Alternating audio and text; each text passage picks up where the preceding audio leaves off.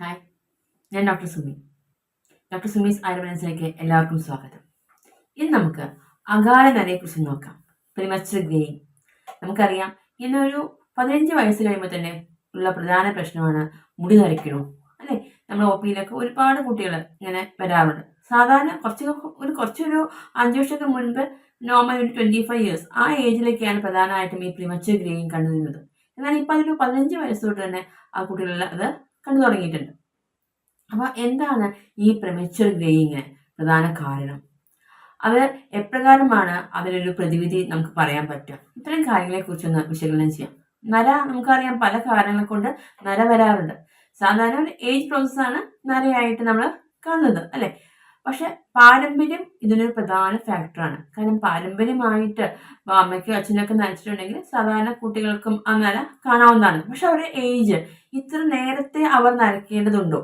അതാണ് നമ്മുടെ ഒരു ക്വസ്റ്റ്യനായിട്ട് വരുന്നത്. പക്ഷെ അങ്ങനെ നോക്കുകയാണെങ്കിൽ നമുക്ക് പ്രധാനമായിട്ടും ഈ നരയ്ക്ക് കാരണം അത് നമ്മുടെ ആഹാരത്തിൽ തന്നെയുള്ള പല പല പ്രശ്നങ്ങൾ കൊണ്ടാണെന്ന് നമുക്ക് തീരുമാനിക്കേണ്ടി വരും.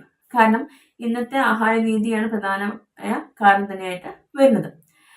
പലരും ഇപ്പം നമ്മൾ ചോറൊക്കെ കഴിക്കാറുണ്ട്, കാർബോഹൈഡ്രേറ്റ്സ് കഴിക്കാറുണ്ട്, അത്യാവശ്യം നമ്മൾ ചിക്കനൊക്കെ കഴിക്കും, അതിന് പ്രോട്ടീൻ നമുക്ക് ലഭിക്കുന്നുണ്ട്. എന്നാൽ നമുക്ക് പ്രോപ്പർ ആയിട്ടുള്ള വൈറ്റമിൻസും മിനറൽസും കിട്ടുന്നുണ്ടോ? അതൊരു ക്വസ്റ്റ്യൻ തന്നെയാണ്. കാരണം നമ്മൾ പലപ്പം കുട്ടികൾ ഇത്തരം പച്ചക്കറികളോ അല്ലെങ്കിൽ പഴങ്ങളോ ഒന്നും കാര്യമായിട്ട് കഴിക്കില്ല. അപ്പോൾ അവർക്ക് പ്രോപ്പർ ന്യൂട്രിയൻസിന്റെ ഡെഫിഷ്യൻസി, അതുപോലെ അയണിന്റെ ഡെഫിഷ്യൻസി, ഇതൊക്കെ നരയ്ക്ക് ഒരു കാരണമായിട്ട് ഇന്ന് കാണുന്നുണ്ട്. പിന്നെ ഒന്നാമത്തെ കാര്യം, അവരൊരു 12 വയസ്സ് കഴിഞ്ഞാൽ അവരെ സ്ട്രെസ്ഡാണ്. അവരുടെ സ്റ്റഡീസ്, അവരുടെ സമയമില്ല, ക്ലാസ്സസ്, ട്യൂഷൻ, അങ്ങനെയൊക്കെ ആകുമ്പോൾ കൂടുതലായിട്ടും അവരും ഒത്തിരി ടെൻസ്ഡ് ആയിരിക്കും. അപ്പൊ ആ സ്ട്രെസ്സും ഒരു ഫാക്ടറായിട്ട് നരയ്ക്ക് കാരണമായിട്ട് വരാം. അപ്പൊ അങ്ങനെ പാരമ്പര്യം മാത്രമല്ല, അവരുടെ ആഹാര രീതികള്, അവരുടെ ജീവിതശൈലി രീതികള്, ഇതൊക്കെ അതിനൊരു കാരണമാണ്.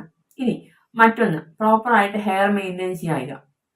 അതായത് ഹെയറിന് നമുക്കിപ്പോൾ ഒരു ശ്രദ്ധ, ആ ശ്രദ്ധ മുടിക്ക് പ്രോപ്പറായി നൽകണം. അതായത് നമുക്ക് രാവിലെ പറയാം, കുട്ടികൾ രാവിലെ ചിലർ രാവിലെ കുളിക്കുന്നവരായിരിക്കാം, ചിലർ വൈകുന്നേരം കുളിക്കുന്നവരായിരിക്കാം, ചിലർ ആഴ്ചയിൽ 2-3 ദിവസം മാത്രം കുളിക്കുന്നവരായിരിക്കും. പക്ഷെ അങ്ങനെയൊക്കെ ചെയ്യുമ്പോൾ എന്താണെന്ന് വെച്ചാൽ നമ്മുടെ മുടിയെ അവർ പ്രോപ്പറായിട്ട് ശ്രദ്ധിക്കാൻ അവർക്ക് സമയം കിട്ടുന്നുണ്ടോ? കാരണം രാവിലെ സ്കൂളിൽ പോകണം, മുടി 2 ഭാഗം പിന്നിയിട്ടൊക്കെയാണ് പോകുന്നത്, അല്ലെ?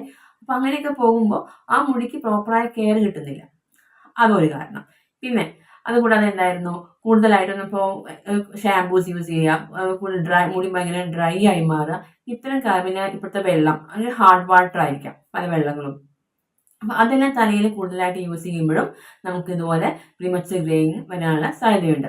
ഇനി ഇത് കൂടാതെ എന്താണ്, ഇപ്പം അറിയാം ഒരുപാട് കളറിങ് നടക്കാറുണ്ട് മുടിയിൽ, അല്ലേ? പലരും കളേഴ്സ് അപ്ലൈ ചെയ്യുക. അപ്പൊ പ്രോപ്പറായിട്ട് കളേഴ്സ് മെയിൻറ്റെയിൻ ചെയ്ത് പോവുക, അതുപോലെ തന്നെ പ്രോപ്പറായിട്ട് ഹെയർ മെയിൻറ്റെയിൻ ചെയ്ത് പോവുക. ഇത്തരം കാര്യങ്ങൾ ശ്രദ്ധിച്ചാൽ മാത്രമേ ഇത്തരം പ്രീമച്ചർ ഗ്രേയിങ്ങിനൊക്കെ നമുക്കൊരു പരിധി വരെ തടയാൻ സാധിക്കുകയുള്ളൂ. കാരണം നമ്മുടെ ആഹാരത്തിൽ പ്രധാന ഒരു ഇതുണ്ട് എന്ന് പറയാൻ കാരണം എന്താണെന്ന് വെച്ചാൽ, നമുക്കറിയാം നമ്മുടെ മുടിയുടെ ഗ്രോത്തിന് പ്രോപ്പർ ന്യൂട്രിയൻസ് ആവശ്യമാണ്, അല്ലെ?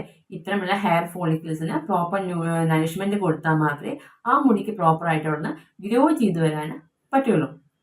അപ്പോൾ ആ ബ്ലഡ് സർക്കുലേഷനാണ് പ്രോപ്പറായിട്ട് ബ്ലഡിനകത്ത് നമ്മൾ കഴിക്കുന്ന ആഹാരത്തിലുള്ള ന്യൂട്രിയൻസ് പ്രോപ്പറായി കലർന്ന് അത് അവർക്ക് മുടിക്ക് ആഗിരണം ചെയ്യാൻ പറ്റണം, അല്ലേ?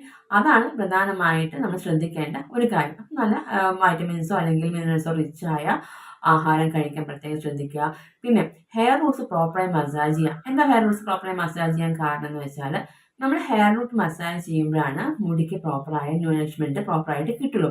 അപ്പോൾ കുറച്ച് സെക്രീഷൻസ് കൂടും, മുടിക്ക് ഒരു ഗ്രോ നമ്മൾ ചെയ്യുമ്പോൾ എന്ന് വെച്ചാൽ ഒരു പ്ലാന്റ് എപ്രകാരം വളരുന്നു അതുപോലെ നമ്മൾ മുടിയുടെ ഇപ്പം അറിയാലോ, ഒരു ചെടിയുടെ കടക്കില് അവന് നമ്മൾ പ്രോപ്പറായ ന്യൂട്രീഷൻസ് കൊടുത്താൽ മാത്രമേ ആ ചെടിക്ക് നന്നായി ഗ്രോ ചെയ്യാൻ പറ്റത്തുള്ളൂ, അല്ലെ? അപ്പൊ ആ രീതിയിൽ മുടിയെ പ്രോപ്പറായി മെയിൻറ്റെയിൻ ചെയ്യാം. അപ്പോൾ ഷാമ്പൂ ഒക്കെ യൂസ് ചെയ്യുമ്പോൾ വളരെ ഹാർഡ് കോർ ഷാമ്പൂസ് ഒന്നും യൂസ് ചെയ്യാതെ വളരെ മൈൽഡായ ഷാമ്പൂ ഒക്കെ യൂസ് ചെയ്യുക. എപ്പോഴെങ്കിലൊക്കെ അതുപോലെ ഓയിൽ മസാജ് ചെയ്യുക. ഓയിൽ പുറത്ത് പോകുന്നവരൊക്കെ ആണെങ്കിൽ കൂടുതലായിട്ട് ഓയിൽ ഹെഡ് മസാജ് ചെയ്യേണ്ട ആവശ്യമില്ല. കാരണം മസാജ് ചെയ്യുന്നതുകൊണ്ട് കുഴപ്പമില്ല, അതങ്ങ് നിർത്തിപ്പോകുന്നത്. കാരണം ഇപ്പൊ അന്തരീക്ഷത്തിൽ ഒരുപാട് ചെളിയുണ്ട്, ഡേർട്ടുണ്ട്.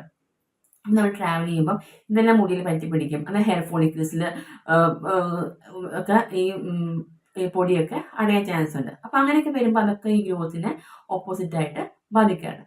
അപ്പം ഇത്തരം കാര്യങ്ങളൊക്കെ പ്രോപ്പറായിട്ട് ചെയ്യാം. ഇനി കുറച്ച് മുടി നമ്മൾ നരച്ചു കഴിയുകയാണെങ്കിൽ ശ്രദ്ധിക്കുക, നരച്ചു നമ്മൾ ശ്രദ്ധയിൽപ്പെട്ടാൽ തന്നെ പെട്ടെന്നൊരു ഹെയർ ഡേ ഒന്നും പോകാതെ അതിൻ്റെ റീസൺ എന്തുകൊണ്ടാണ് നമുക്ക് നരയ്ക്കുന്നത് അതൊന്ന് നോക്കുന്നത് വളരെ നന്നായിരിക്കും. കാരണം എന്ന് വെച്ചാൽ കുട്ടികളാണ്. അപ്പോൾ അവർക്കിപ്പോൾ ഹെയർ ഡേ ഒന്നും യൂസ് ചെയ്യേണ്ട പ്രായമായിട്ടില്ല. പക്ഷെ അതിന് പ്രത്യേകമായ ഒരു റീസൺ ഉണ്ടാവും എന്തുകൊണ്ടാണ് അവരുടെ മുടി നരയ്ക്കുന്നത് എന്ന്. അത് നമ്മൾ കൃത്യമായിട്ട് നോക്കാം. എന്നിട്ട് അതിന് വേണ്ട റെമഡീസ് നമ്മൾ പ്രോപ്പറായിട്ട് അവർക്ക് പറഞ്ഞു കൊടുക്കാം. ചിലപ്പോൾ ആ ഫുഡായിരിക്കാം, ചിലപ്പോൾ എന്തെങ്കിലും മെഡിസിൻസ് ആയിരിക്കാം. ഇനിയിപ്പോൾ അതുമല്ല, ഇനിയിപ്പോൾ നമുക്ക് എന്തെങ്കിലും പ്രത്യേകിച്ച് കുറച്ചൊക്കെ നരച്ചിട്ടേ ഉള്ളൂ, അതായത് ഇപ്പോൾ ഇതൊക്കെ നോർമലാണ്, അപ്പോൾ ചിലപ്പോൾ നമുക്ക് അവർക്ക് എക്സ്റ്റേണൽ ആപ്ലിക്കേഷൻ പ്രോപ്പർ ഓയിൽസ് കൊടുക്കാം. അത് മുടിക്ക് അത്യാവശ്യം കളറിങ്ങുള്ള അപ്പോൾ നീലമരി, അതുപോലെ കറിവേപ്പില, ചെമ്പരത്തി ഇതൊക്കെ ഇട്ട് നമ്മൾ നല്ല വെളിച്ചെണ്ണ കാച്ചി കൊടുക്കുക വീട്ടിൽ. അപ്പോൾ അങ്ങനെയൊക്കെ ചെയ്യുമ്പം പ്രോപ്പറായിട്ട് അങ്ങനെ മുടി മെയിൻറ്റെയിൻ ചെയ്യുമ്പം നമുക്ക് ആ നരയെ പരമാവധി തടുത്തു നിർത്താൻ സാധിക്കുന്നതായിരിക്കും. കാരണം ചെറുതായിട്ട് നര വന്നാൽ തന്നെ പെട്ടെന്ന് ശ്രദ്ധിക്കുക, പെട്ടെന്ന് തന്നെ ഒരു ട്രീറ്റ്മെൻറ്റ് മെഡിക്കൽ ട്രീറ്റ്മെൻറ്റ് എടുക്കാം. അങ്ങനെയാകുമ്പോൾ നമുക്ക് കൂടുതൽ നരയ്ക്കാതെ അത് സൗകര്യപ്രദമായിട്ട് തന്നെ മെയിൻറ്റെയിൻ ചെയ്യാൻ സാധിക്കുന്നതായിരിക്കും.